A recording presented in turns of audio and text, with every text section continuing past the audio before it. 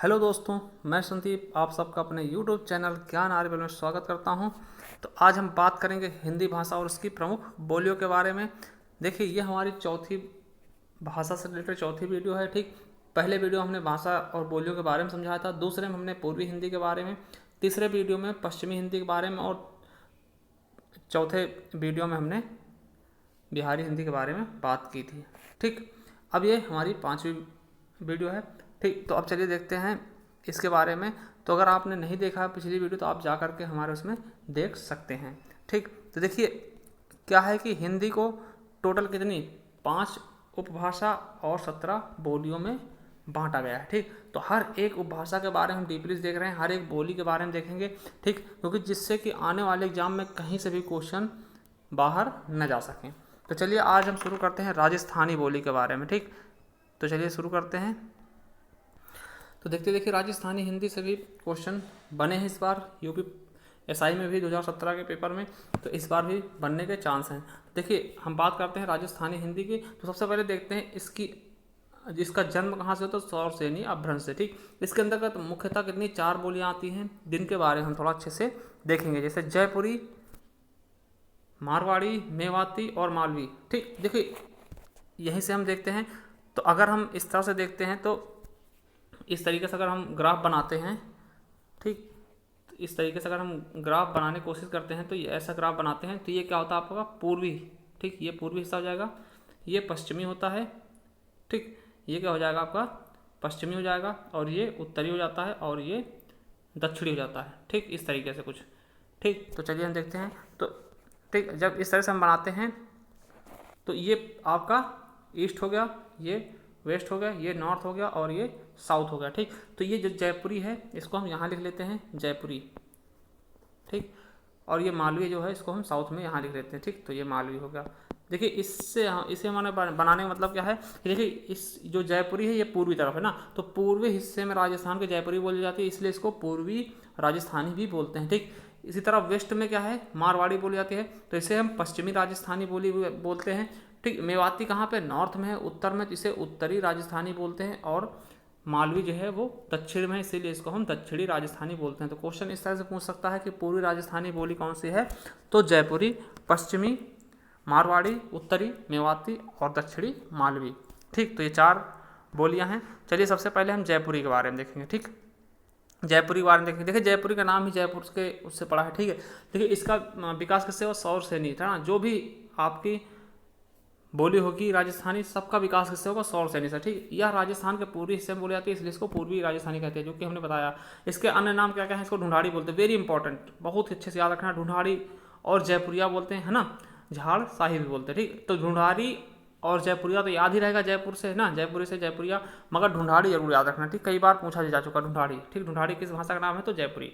ठीक, क्षेत्र इसका कौन सा है, देखिए जयपुर में, किशनगढ़ में, अजमेर और टोंक में। जयपुर क्या है, इसका केंद्र है। ठीक, जब इसके हम देखिए जयपुरी में दादू दयाल थे। ठीक, और उनके शिष्य द्वारा इसमें साहित्यिक रचनाएं की गई। ठीक, ज़्यादा साहित्यिक रचनाएं हुई नहीं है, मगर कुछ बहुत हुई हैं जो कि दादू दयाल थे और उनके शिष्य थे, उनके द्वारा इसमें की गई हैं। अगर इसकी हम उपबोली की बात करते हैं तो कौन सी, हड़ौती, किशनगढ़ी, तोरावटी, राजावटी और नागरचोल इसकी क्या है, उपबोलियाँ। ठीक, देखिए बोली के अंदर भी कई सारी उपबोलियाँ होती हैं, जो कि अगर हम राजस्थानी की बात करते हैं तो ये इनकी क्या है, उपबोलियाँ हैं। ठीक, चलिए दूसरा देखते हैं मारवाड़ी। देखिए मारवाड़ी का भी कहाँ से इसका विकास हुआ, तो ये भी सौर सेनी। देखिए सभी सौर सेनी से हो जाएंगे। ठीक, अब देखिए हमने बताया था क्या कि ये पश्चिमी हिस्से में बोला कि इसलिए इसको पश्चिमी राजस्थानी भी कहते हैं, याद रखेंगे।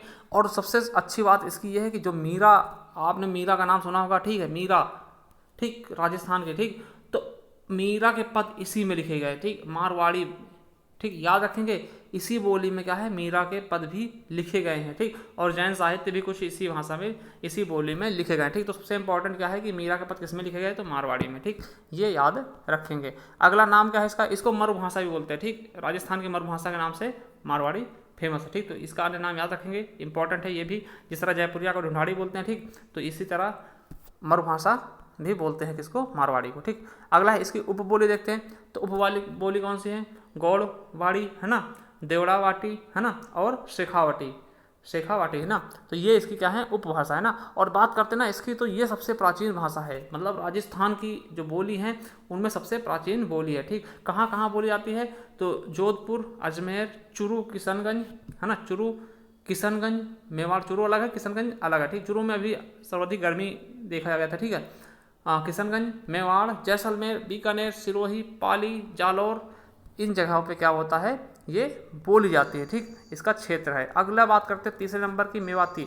तो इसका भी बोली से कहाँ से इसका जन्म हुआ, तो सौरसेनी अपभ्रंश से। ठीक है, चलिए, यह राजस्थान के उत्तरी क्षेत्र बोली जाती है, जैसा कि हमने बताया है, उत्तरी क्या, उत्तर क्षेत्र में ना, तो इसीलिए इसको उत्तरी राजस्थानी भी कहते हैं। अगर क्वेश्चन आ सकता है कि उत्तरी राजस्थानी किसको कहते हैं, तो मेवाती को आपको बताना है। ठीक, अब इसकी उपबोलियाँ देखते हैं। उपबोलियाँ कौन सी, कठेर, भयाना, बिघोता और नहेड़ा। ठीक, इसकी क्या है, ये उपबोलियाँ हैं। ठीक, उपबोली, बोली के अंतर्गत भी कई सारी बोलियाँ होती है। ठीक, देखिए सबसे पहले क्या होता है, समझते हैं, पहले भाषा आता है। ठीक, भाषा के अंतर्गत कई सारे उपभाषा होते हैं। ठीक, अब उपभाषा के अंतर्गत कई सारी बोलियाँ होती हैं।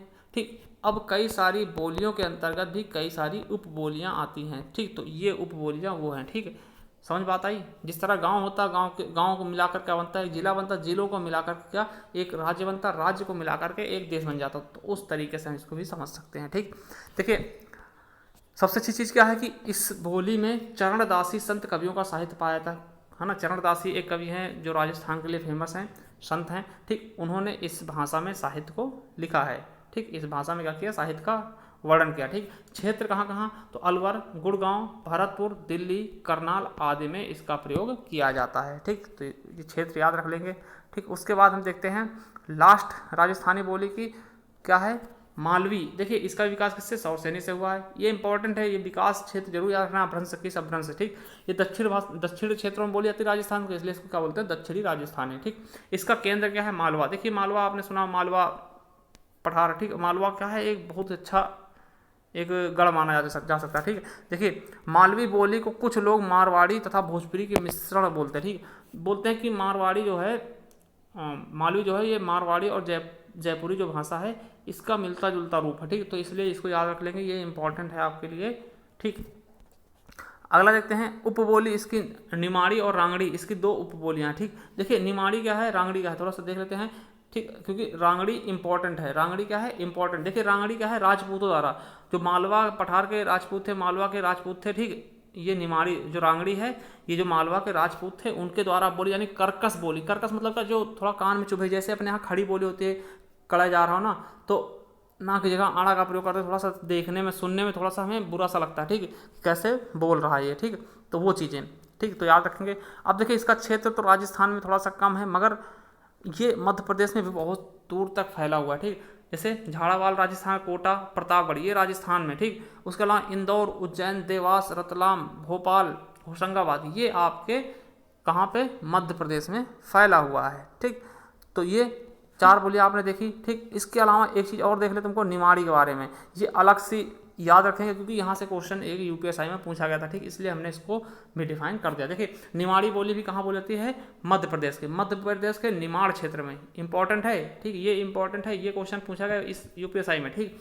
निमाड़ क्षेत्र में बोला गया था। निमाड़ कहाँ पड़ता है, यह क्षेत्र मालवा के दक्षिण जिले के महाराष्ट्र से सटा हुआ सीमावर्ती क्षेत्र, मतलब महाराष्ट्र से सटा हुआ है। और जो मालवा प्रदेश है किसका, राजस्थान का है ना, उसके दक्षिण में देखेंगे तो महाराष्ट्र से लगा हुआ मिलेगा ये। ठीक है, देखिए ये किन जिलों में बोला था मध्य प्रदेश से, तो बड़वानी, खंडवा, ठीक, पूर्वी निमाड़, पश्चिमी निमाड़ और धार। ठीक, धार राजस्थान का एक जिला है। ठीक, तो वहाँ ये फैला हुआ है।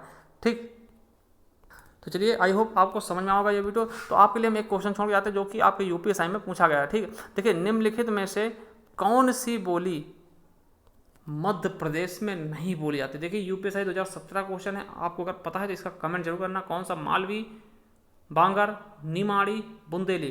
तो कौन सी ऐसी बोली है जो मध्य प्रदेश में नहीं बोली जाती। ठीक, एमपी में नहीं बोली जाती, तो ये आपको बताना है हमें कमेंट बॉक्स में। और वीडियो कैसी लगी ये भी हमें ज़रूर बताना। अगर आप इनमें से किसी भी तरह की तैयारी कर रहे हैं जिसमें हिंदी पूछी जाती है तो आप हमारे चैनल को सब्सक्राइब कर सकते हैं। उसके अलावा हम और भी क्लासेज जल्दी ही स्टार्ट करेंगे। ठीक, तो करना क्या है कि आपको बेल आइकन प्रेस कर देना है और 12 बजे हमारी लाइव क्लास होती है जिसमें आप आना ना भूलें। थैंक यू, धन्यवाद।